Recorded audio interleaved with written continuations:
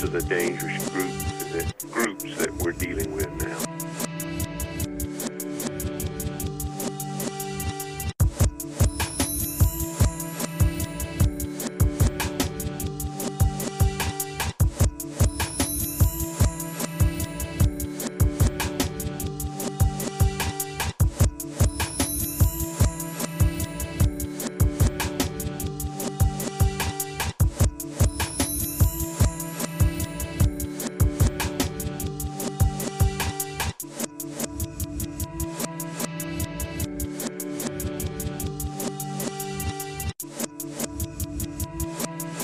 This is a dangerous groups that we're dealing with now.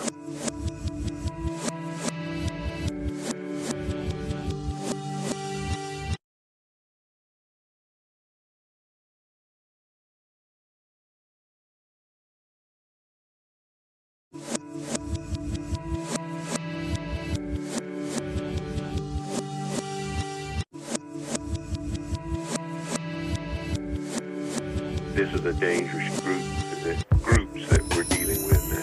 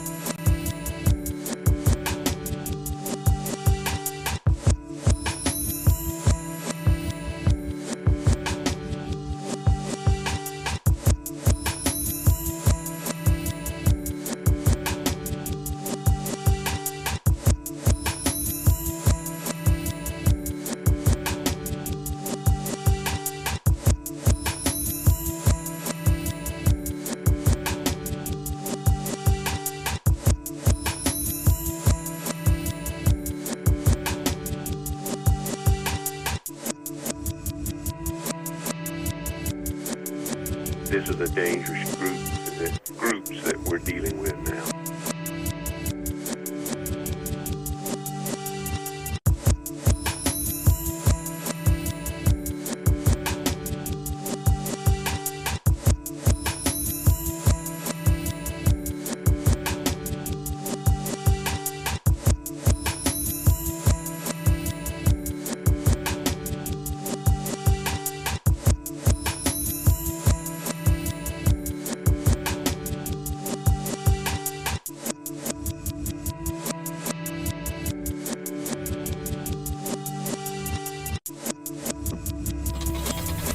This is a dangerous groups that we're dealing with now.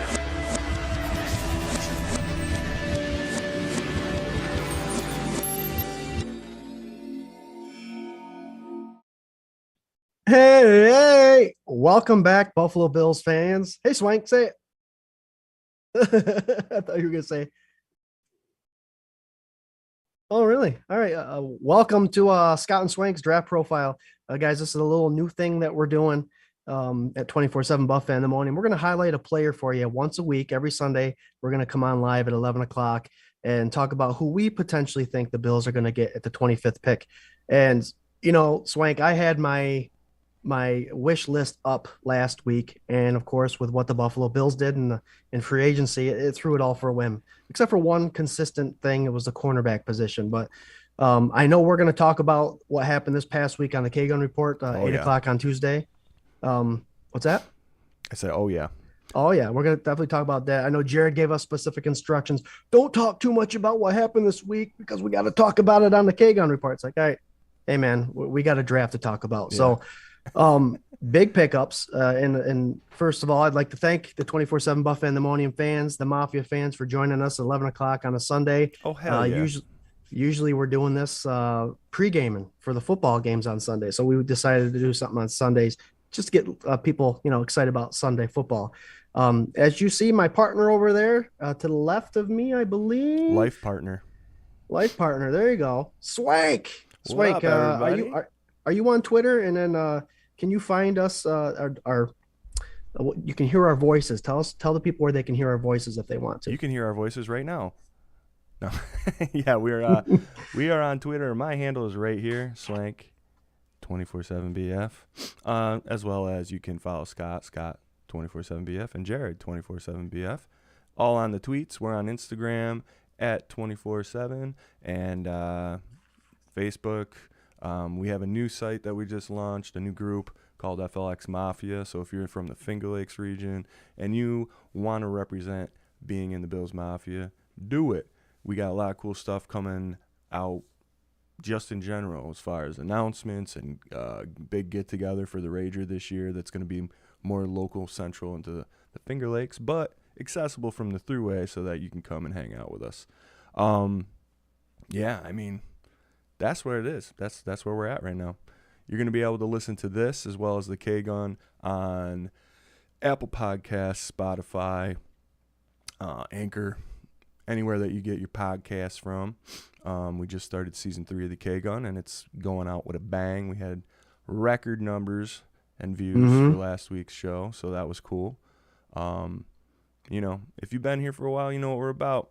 We like to give stuff away. We like to talk Bills football and, have some beers. So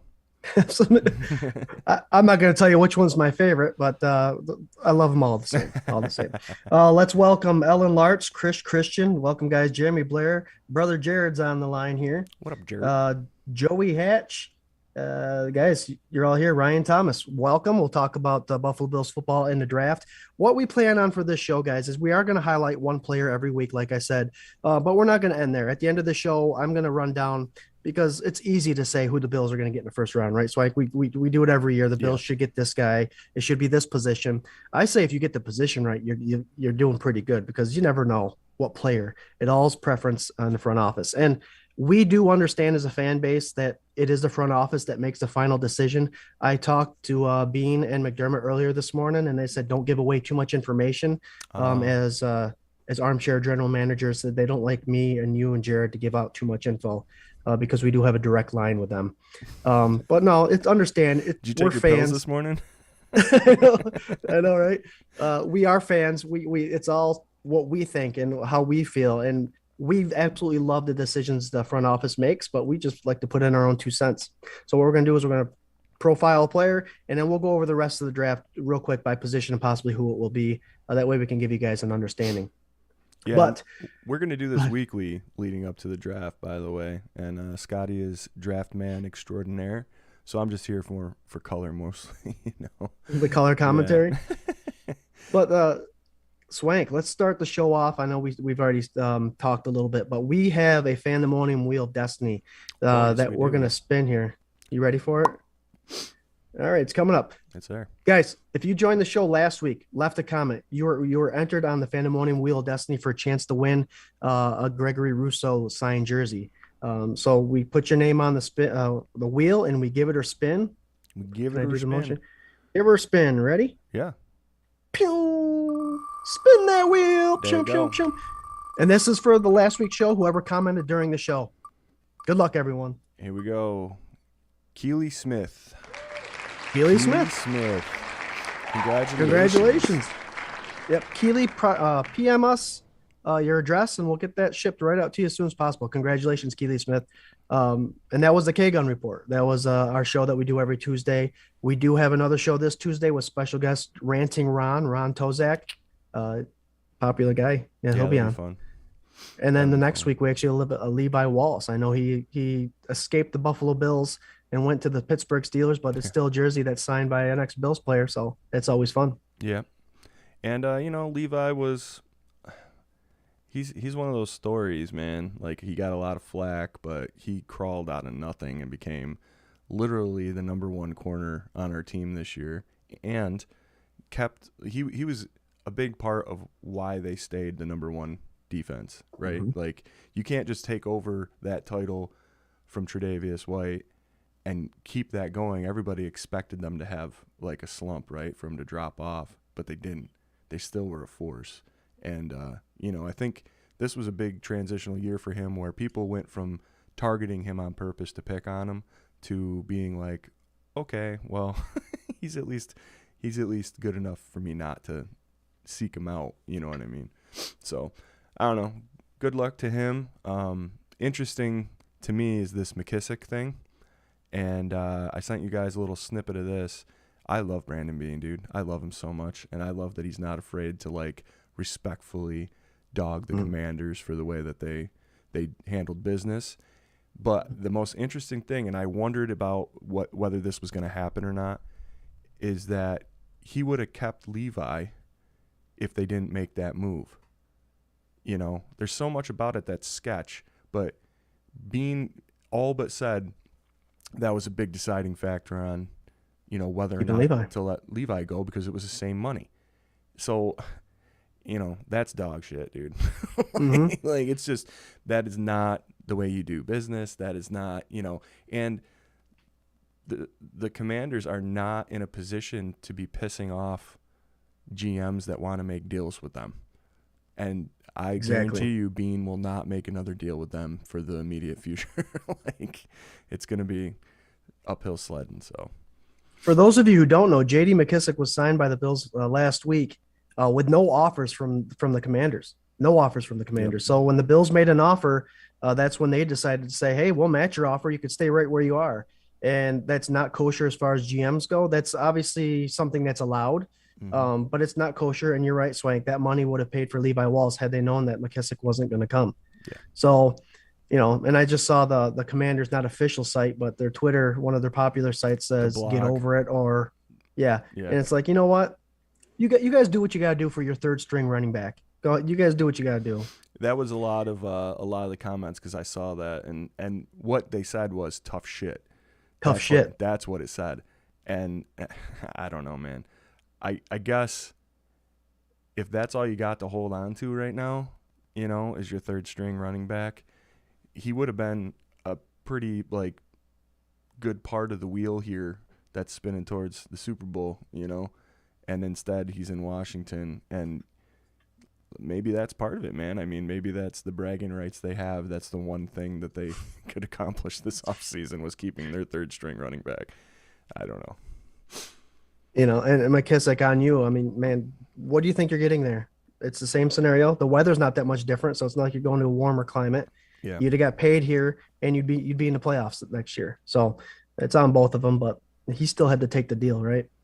So sure. Enough about that. Yep. Like I said earlier, we were talking draft, and a lot has changed. I had defensive linemen going potentially in the first round. I had a cornerback going in the first round. But with what the Bills did in free agency with our defensive line, not only did we upgrade, we lost Harry, but our defensive line is pretty stout now, Swank. We've got a defensive line that can stop the run, blitz the quarterback, and demand double teams all over the place. Yep. For a guy like Von Miller, Shaq Lawson, my boy came back, and then obviously our young bucks out there. So I do not think the defensive line is something that we need to address in the draft. How about you? Do you think that? No, and that was kind of, we were laughing about it a little bit because when we decided to do something, we were going to do a version of this show. Scott was going to do a video, and then I was going to put it together, and we were going to upload it like that. Not necessarily do it live, but just put it out so that you could watch it whenever you wanted. But as we started doing that, it was like Scott recorded his defensive line take for the draft, and then they went out and got 4 defensive linemen in free agency. So we're like, well, if we want to keep it hot and fresh, we might as well just do it live, and then it'll be time stamped, and this is what we said on this day, and so you can make your own judgment as far as if we were right in the moment or not, because the stuff just changes so often and every day. And who would have thought that we were going to get a Von Miller, man? I didn't even think it was on the radar. Nope. For you, he definitely wasn't. So it changed our draft around a little bit, our projections, what we think at 24/7 Buff Fandemonium. So we agree. We come to agreement on the fact that we're going to cornerback this first round. Yes, sir. And to just so before we get into the guy that we chose for the 25th pick, Fandemonium Mafia. Right now, our current depth chart is Trey White, who I just saw something saying that he potentially will make it back in October. So that's the Wow. first full month of September gone. Um, we have Sarah Neal, Taron Johnson, Dane Jackson, Cam Lewis, Elijah Griffin, and Nick McLeod, who I think is going to be a surprise roster make with that 53-man roster is Nick McLeod. But right now, Swank, we don't have our number one and we don't have our number two starting in the 2022 season. So it makes sense, does it not? Yeah, I think not only does it make sense in the first round, but I would go beyond and say the second round as well. I think they should do the same deal as they did defensive line last year. Is that where you're See, and going? I have a scenario that helps us out in that second round a little Awesome. bit there. So let's see, we're always on the same page here. Fandemonium Mafia, if you're listening in, let us know who you think the 25th pick should be. Doesn't necessarily have to be a player; it could be a position, and we'll join that. We'll bring that into the conversation here. Hey, So, guys, we got somebody on the comments right now. Buffalo Spartan. this is Spartan. What's up, Spartan? What's up?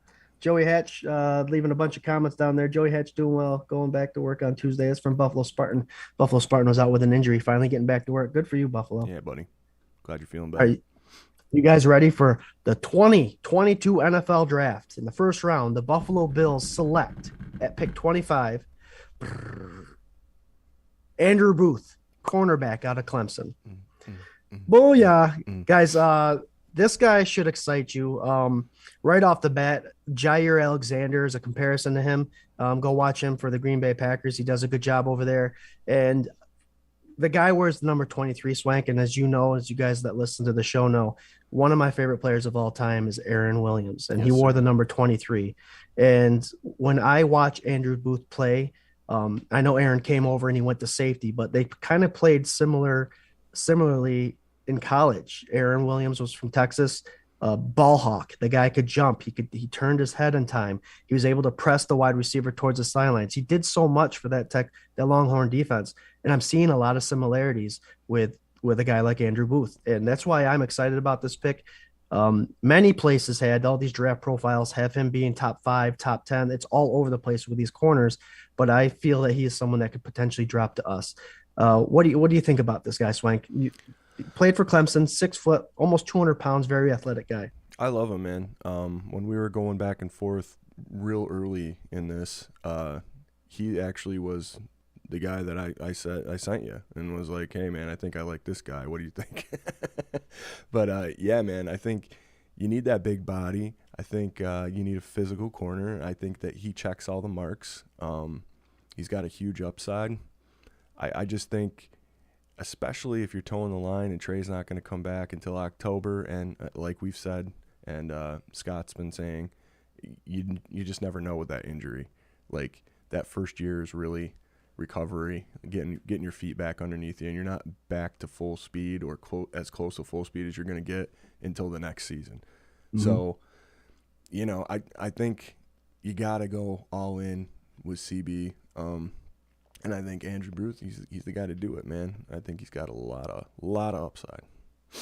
Well, a couple things is a lot of people come at me and say, well, why would you draft someone that's injured in the first round? The guy, he didn't enjoy the time at the combine as far as being able to show off his talent because he does have a core injury, mm-hmm. which is a common injury. A lot of players get it done. It's when they say core injury, a lot of times that means a hernia or something, and that's a pretty quick recovery time. He also had a quad injury. All these things he has, and when you guys if you ever gone to Buffalo and you see their training facility and their training staff, and guys, the reason the Bills were so healthy these bunch of years is because those guys are top notch. So if he goes to Buffalo, he'll get the best training, the best therapy, PT, all that stuff, and he'll be fine. He'll be fine. Like I said, that core injury is something that happens, and people get it fixed all the time. But Swank. Ball skills. This guy is a ball hawk. You see him go up at the high point of the ball. That's something he gets checked off at a lot of these profiles. My biggest thing is the Bills do play that high 2 defense where Jordan Poyer and Micah Hyde are playing the two deep zone. So these corners are allowed to give up that deep ball every once in a while because those guys coming over the top, a la the touchdown take away from Micah Hyde in that playoff game. Levi Wallace did get beat, yeah, but with the understanding that he had someone over the top, right? But this guy, he's able to do that. He pushes his wide receivers to the sideline. He's strong, and he's able to get a good position on these wide receivers. It was exciting, which is someone that I can see as being. He's going to have to be an immediate starter, obviously, with our guys being out. But you bring Dane Jackson in. I think with the defensive line and linebackers the Bills have, I think there will be a lot more pressure on this offenses to try to get the ball out quick, which is advantage to the Buffalo Bills secondary. He gets fluid hips. He changes direction pretty wonderfully. He's a guy that I noticed that the more he can keep the wide receiver in front of him, the faster he can make the breaks, which we all love those pick sixes. When was the last time we saw? We saw one this past year, and obviously Taron Johnson's big pick sixes that we've seen in the last couple of years. But he's someone that he's good at keeping the eye on the quarterback and be able to make those quick reads. And another good thing about him is that a lot of people that get knocked for tackling, it's more of a afraid to tackle or afraid to put a body on someone or something like that. He is someone that is actually extremely aggressive towards a tackle. He likes to hit someone. So if you see on his profile that he's misses tackles or sometimes the open field tackling is not there, it's because of that. It's not because of lack of effort. The guy is trying to pummel the guy he's going to tackle. He also gets good grades on locking up with the wide receivers during blocking, getting off the blocks and making tackles during that. So all exciting stuff. That's stuff you can't teach. And when you get to Buffalo and you're practicing with the likes of Stephon Diggs, now Gabriel Davis, and the speedster and McKenzie and Knox even, you're going to get better. Yeah. You're definitely going to get better. Yeah. I mean, if we can toe the line and lean on the offense to just put up monster numbers in that first month of football, waiting for Trey to come back, you can still get out of that without, I mean, they won a lot of games without Tre'Davious White last year, right? Yep. And then still with people having a low opinion of Levi, so I think it's doable. It's not like this is an end-all, be-all, but I think, the Chiefs game showed that we need a Tre'Davious White. We need a strong cornerback core to be able to get over that little hump. The thing to me is that with this front line movement that we've made, we got all these new guys, exactly what you were saying. If we can get to the passer, then you don't have to worry so much, right? And this time will be super valuable for these young guys in developing substantial depth, if nothing else. If they get on the field and they got some real playing time for the first month of football, good target. Get them targeted, man. See what they're made of right off the bat. See how they can grow. See what's up, because, it could go one of two ways, and usually it goes bad. But maybe somebody like Booth is just there, and he gets it, and you got another monster, So I'll tell you what, Swank, the easiest way for a brand new corner in the league to come in is to not have broken coverages, to not have lose your wide receiver or get out of your zone, is by creating these pressures. Yeah. If you're giving quarterbacks like Mahomes, like Tua, like these mobile guys, 5 seconds and then they can roll out, I don't care who you are as a corner, you're going to break down somewhere. Yeah. So the best thing for rookie corners, the young guys that come in, is for a defensive front seven to create pressure within seconds. That way they can go off what they've done in college and be comfortable and go off their first instinct and all that stuff, and they can learn that way. Yeah. And I think that was part of the game plan with the Bills when they entered the free agency. It was like, okay, we're going to be without a lot of corners. We're going to be young there, because right now Elijah Griffin, Nick McLeod, and Cam Lewis, very young corners that we currently have on our roster, and they're part of the 6-7. So as of now, they would be showing up on game day. Yeah. And so if that's what you're stuck with, you better believe that we better amp up that front seven to make these guys' lives a little easier. Yeah. I mean, chaos breeds chaos, If you're taking shots on a quarterback, he's trying to force a ball somewhere or let it out faster than what he normally naturally feels like, he's going to make a mistake. It's going to be off the mark, and that'll give these young guys opportunities to make plays on the ball. I think the secondary has kind of carried the line for the last couple of years. Like, It's time to even it out a little bit. Mm-hmm. And I think you got guys like Von Miller, and you got somebody like Jordan Phillips, who is so pumped to be back, and Shaq Lawson, who's so pumped to be back, and to put them in a rotational, defensive scheme like McDermott and Frazier have, they are just going to eat and eat and eat, and it's going to be exciting, and it could be really good for these young guys. It's going to be totally different watching the games on Sunday, knowing that the front seven is looking the way they are. Yeah, it sure is. And they're all high motor guys, which is exciting. And I want to clear this out. It sucked when Lawson and Phillips left. It made it seem like, and maybe it was a little bit about the money, because some of them were offered similar money. Lawson, and he still left us. But Jordan never wanted to leave. Yeah, I know. But yeah, Shaq took $500,000 extra. Yeah, we forgive him. He went out. He sowed his wild oats, and now he's coming back home to his wife, and we're here with open arms for him, waiting. And it's exciting because both these guys are coming in with something to prove. Yeah, you know what I mean. So Swank, we got our corner in the first round. And I know we weren't going to go into depth about the other rounds because that would take a couple more hours. Yeah. But real quick, guys, throw the comments out there. Tell us what you think about this booth pickup. But we're going to go over position needs for the next couple rounds. The Buffalo Bills, speaking of draft, and this is an amazing pickup, I believe, is that Case Keenum pickup. Yeah. We used a 7th round pick this year to grab Case Keenum. Let's remember, guys, that 7th round pick, it's a hit or miss, big time, more times than often. It's a miss. It's a cut. A miss. Yeah. Yeah. And we just got our backup quarterback, second string quarterback, who isn't that bad. He really is not that bad. He's got a lot of wins under his belt. His touchdown to interception ratio is pretty crazy good. And he's already got a rapport with Diggs. Yeah. I mean, the highlight to me of his career, the play that really could have pushed him into being a starting quarterback, and he's gotten his opportunities. But it's that famous touchdown throw in the playoff game to Diggs, where Diggs threw his helmet. I mean, it's that was a legend. Like, a legend was born that day. It wasn't Case Keenum, but it was Stephon Diggs. You know what I mean? And he's a solid quarterback. I mean, I would dare to say that he was an upgrade from what Mitch Trubisky was last year. I think he's got way more game experience. I think that he's well-traveled. I think, it's been proven that Sean McDermott and Brandon Beane bring out the best in players here. I mean, more often than not. Not a lot of people fail here. So, right.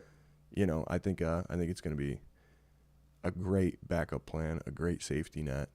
I definitely think he can come in here and win at least 50% of the games that he's playing, and that's all you can really ask of a backup. So, I loved it. The other quarterback move that the Browns made, I didn't love, but that one was really good. Oh, they're getting a lot of slack for that one, and as well deserved. They should. I mean, you got Kareem Hunt and Watson both on that team, both known for what they're known for. Yeah, but the Browns don't seem to have an issue with it. And as far as the Watson thing goes, my understanding is he still might be suspended this whole season. Yeah, but the Browns did him a nice favor and guaranteed him $230 million. Well, they structured his contract so that this year, this is the scummiest. Like, I mean, I don't want to go off on this whole thing. I'm sure we'll talk about it Tuesday. We could. We can. I don't care. It was, the Browns were out, right? He didn't want to go there. It wasn't a fit, whatever. Then they come back and offer him ungodly money. And then the details start coming out. And he's guaranteed $250 million. All of it's guaranteed, right? It's a 5-year contract, I think. And the first year of the contract, he only makes $1 million. Do you know why? Because if he's suspended by the league, he loses out. If it's a partial suspension or if it's a full year suspension, he loses out on that salary. So the Browns made it as little as they possibly could to save him $249 million. Because it just gets worse and worse. Why? why would you do that? Like that, I get it's a business, I get whatever, but like that just made this shitty move even scummier. Like, and you could have been like, well, the Browns are just trying to win. Okay, we've made exceptions for people like this before in the league. You get over it because they help you win. It's a bad taste, but maybe it'll, change around. But, then they do something like that, and it's like, so not only are you basically telling everyone that it's okay, like, it's okay because he's a winner. Now you're also saying it's okay because he's a winner, and we're going to help him out so he doesn't lose out on 46 mil. He only loses 1 mil. And it's just grimy. I can't imagine what it would be like to be a female working in that facility when all that stuff went down. It's got to even the accuser Swank that see this guy now being held up on a pedestal. He's going to make $230 million, and now these people have a lifelong trauma. It is that they have to deal with, and now that their voices aren't being heard, it's kind of even more crazy. So to go on this draft, we didn't want to talk about this because it is touchy, and I'm glad some of our fans are mentioning some of these players. The kid out of Washington. Keep in mind, Andrew Booth is our guy right now at 25. But there are a handful of corners that are also possibly available at the 25th pick, or even in the second round early on. A guy by the name of Roger McCreary out of Auburn, same skill set as our Booth guy. Washington Rice just mentioned him. Yeah.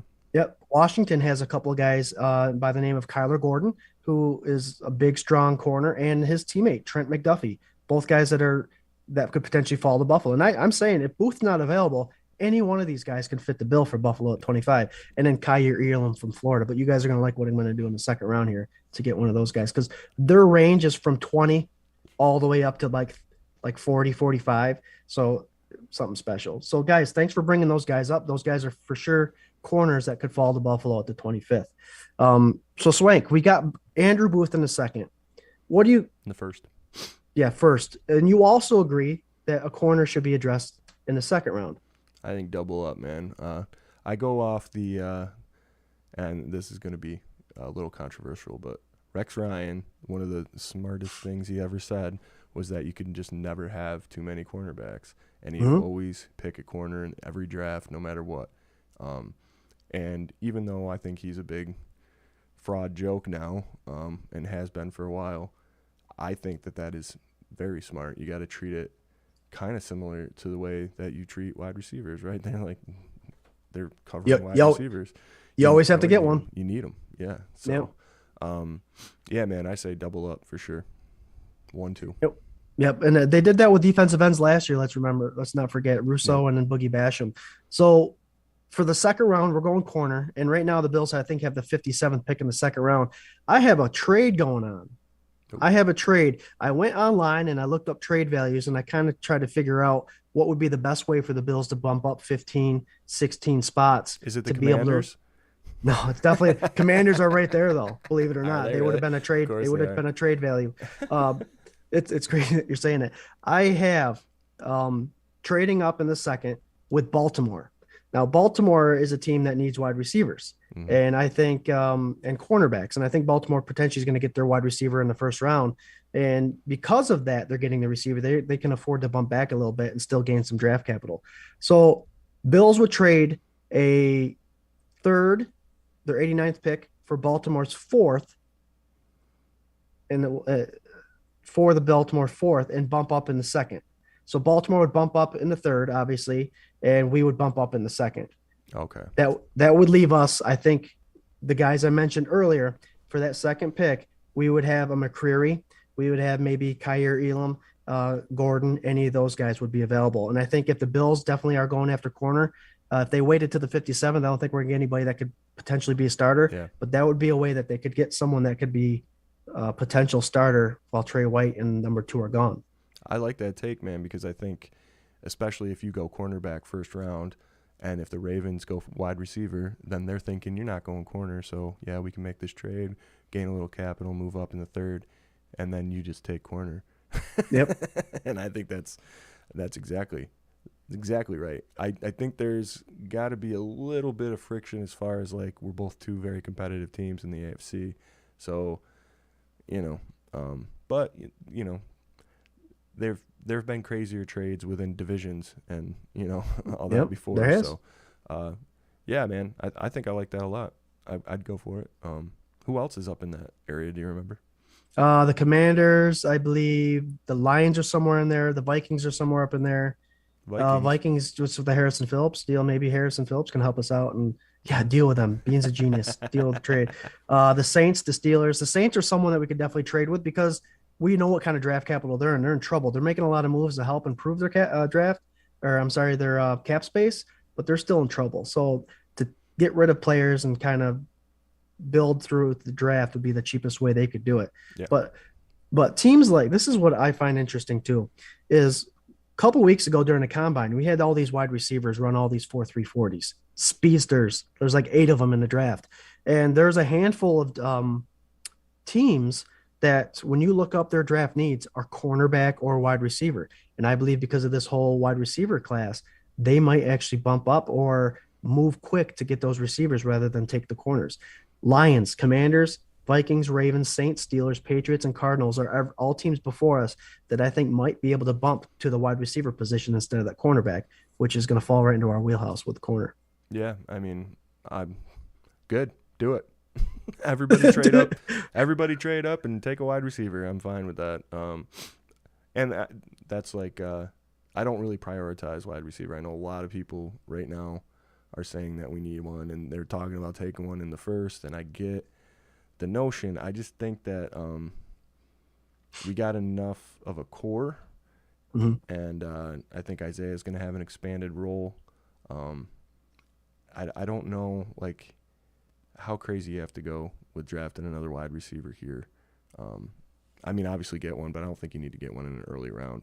I think you can wait. Maybe Stevenson. He was a rookie last year. Maybe he's got it figured out. Who knows? And they kept him around for a reason. I mean, he was a later pick, but they made sure that he was still on the roster when he came back from injury. You got Isaiah Hodgins still there too. And who knows? He's been hurt. He's been banged up. And basically you can wipe out his whole rookie season. And then last year kind of competing against a roster he had no shot of, like, breaking into, So, hey, maybe he was a stud during, like, camp and stuff. Like, every day there was a highlight of a catch he was making. So maybe he's there. Who knows?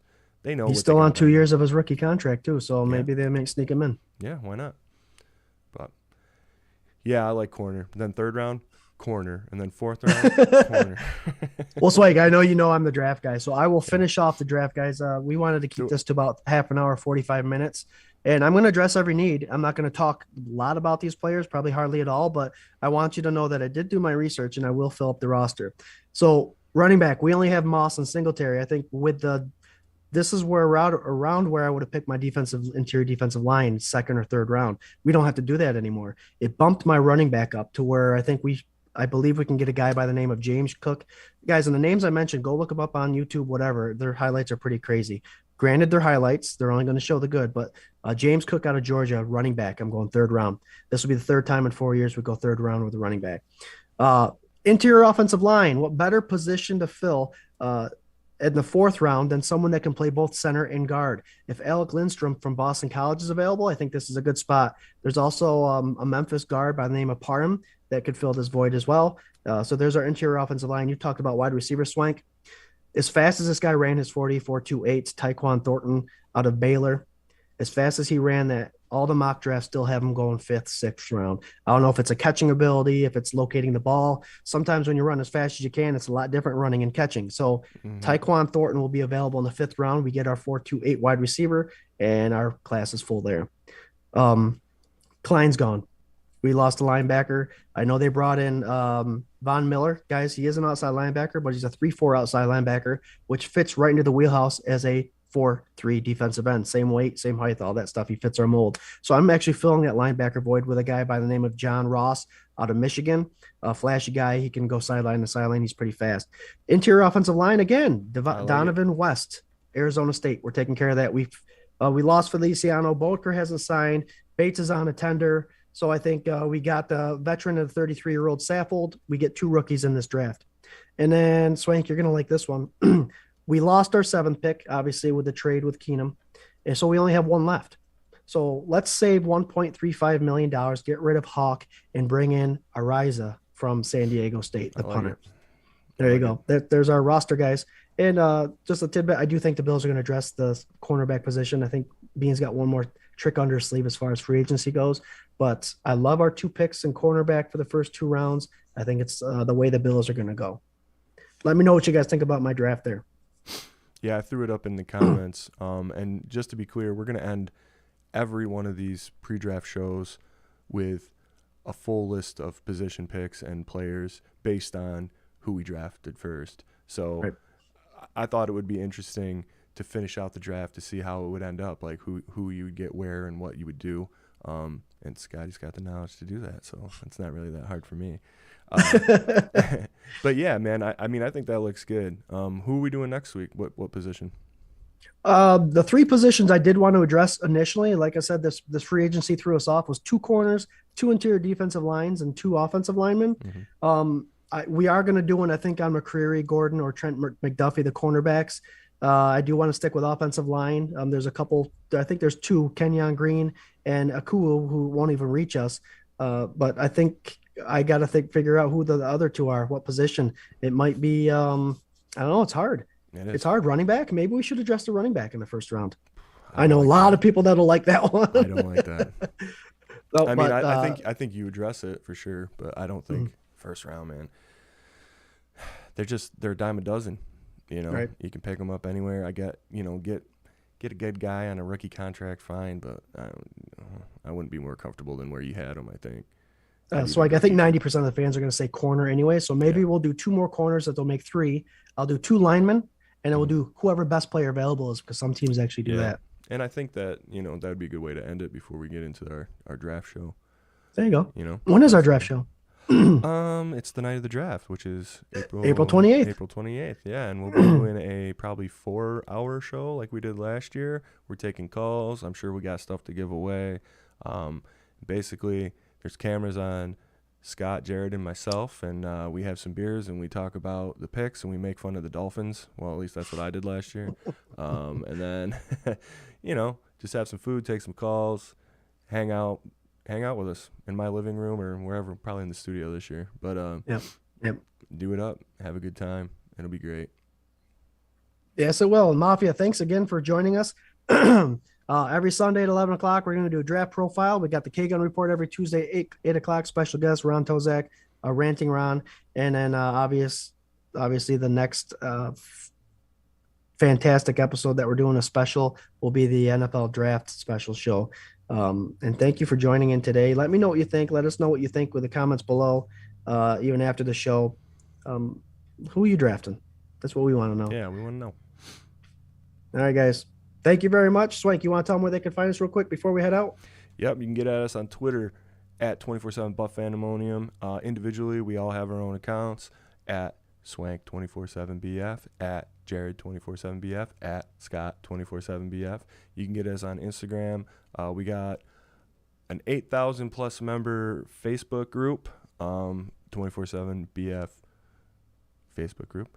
We also have the page. We have the FLX Mafia page for anybody that's local down here in the lakes that want to get involved. And if you're on that page or any of the pages and you got something you want to see or a suggestion or you want to come on here and tell us that we're doing horrible things, that's fine. Let's get a conversation going. That's what this whole thing is about. Mm-hmm. So aside from that, you can catch our audio on Spotify, Apple Podcasts, and Anchor. And don't forget about the K-Gun this Tuesday, 8 p.m. Eastern. Thanks, buddy.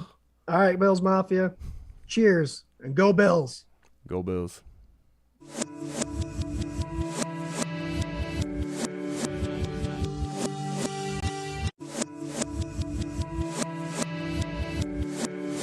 This is a dangerous group.